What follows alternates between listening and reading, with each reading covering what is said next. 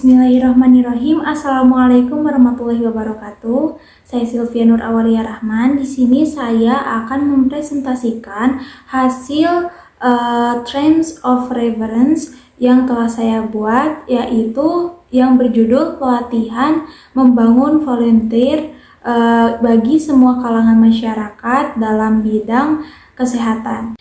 Dalam teori yang telah saya buat, yang pertama itu adalah latar belakang. Nah, kesehatan secara luas tidak hanya meliputi aspek medis, tetapi juga aspek mental dan sosial. Nah, dan bukan hanya suatu keadaan yang bebas dari penyakit, cacat, dan kelemahan. Dalam Undang-Undang Kesehatan Nomor 23 Tahun 1992 mendefinisikan kesehatan secara lebih kompleks sebagai keadaan kesehatan dari badan, jiwa, dan sosial yang kemungkinan setiap orang hidup produktif secara sosial dan ekonomi. Begitu, tidak hanya terbebas dari gangguan secara fisik, mental, dan sosial, tetapi kesehatan juga dipandang sebagai alat atau sarana untuk hidup secara produktif. Pandangan sehat produktif telah banyak diterima dan dianut oleh beberapa negara maju. Optimasi pandangan sehat produktif dapat dilakukan melalui pemberian nilai dalam rentan sehat sakit.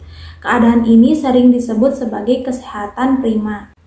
Masalah kesehatan dan masalah penyakit tidak semata-mata bersumber dari kelalaian individu, kelalaian keluarga, dan kelalaian kelompok atau komunitas. Kebanyakan penyakit yang diderita individu maupun penyakit yang ada di komunitas masyarakat pada umumnya bersumber dari ketidaktahuan dan kesalahpahaman atas berbagai informasi kesehatan yang telah diterima. Ada interaksi antara kesehatan dengan perilaku individu. Nah, individu berada dalam situasi biologis, psikologis, dan sosial kemasyarakatan. Ketiga faktor tersebut yang menjadi pengaruh terhadap kesehatan seorang individu. Nah, mengapa sih perlu dilakukannya perubahan perilaku agar individu lebih menjadi sehat?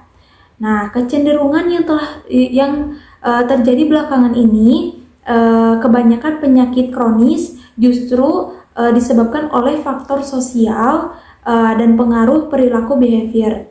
Banyak gangguan penyakit kronis yang disebabkan oleh ketidakmampuan individu untuk menjalani hidup sehat dan ketidakmampuan individu untuk bertanggung jawab atas kesehatan dirinya sendiri karena telah terlanjur tenggelam dalam gaya hidup yang tidak sehat. Nah, kita ambil salah satu contoh yang lebih nyata, yaitu penyakit kanker paru-paru yang pemicunya adalah bahaya merokok. Lantas, jika memang sadar akan bahaya merokok, mengapa perilaku tidak sehat ini atau unhealthy behavior ini tetap dilakukan? Ternyata, rokok mampu mendatangkan ketenangan dalam faktor psikologis bagi individu tatkala sedang mendapatkan suasana hati yang kurang nyaman. Nah, bagi sebagian yang lain, status sebagai perokok sosial menjadi awal mula kebiasaan merokok. Nah, akhirnya seseorang yang tadinya bukan perokok akan merokok bila berada dalam lingkungan sosial yang perokok semua.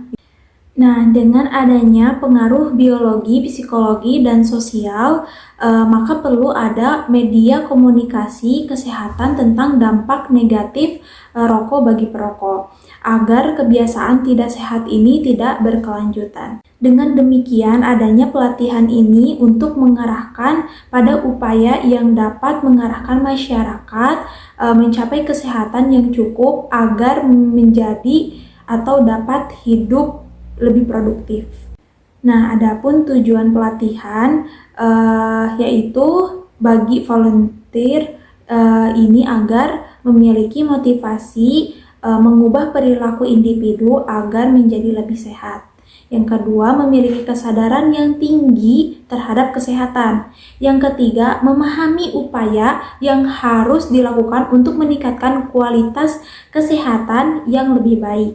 Yang keempat, menyiapkan mental yang kuat bagi para volunteer. Nah, adapun output pelatihan yaitu mengharapkan hasil output adanya volunteer ini yang mampu berdedikasi untuk semua masyarakat serta menjadi pribadi yang lebih memiliki kesadaran yang kuat terhadap problem kesehatan dan berperan aktif secara sukarela untuk meningkatkan kesadaran kesehatan ke arah yang lebih baik.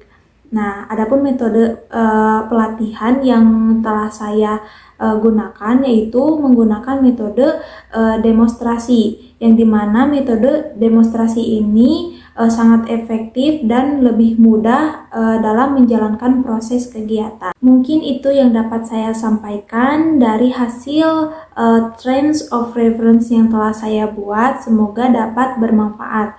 Terima kasih. Wassalamualaikum warahmatullahi wabarakatuh.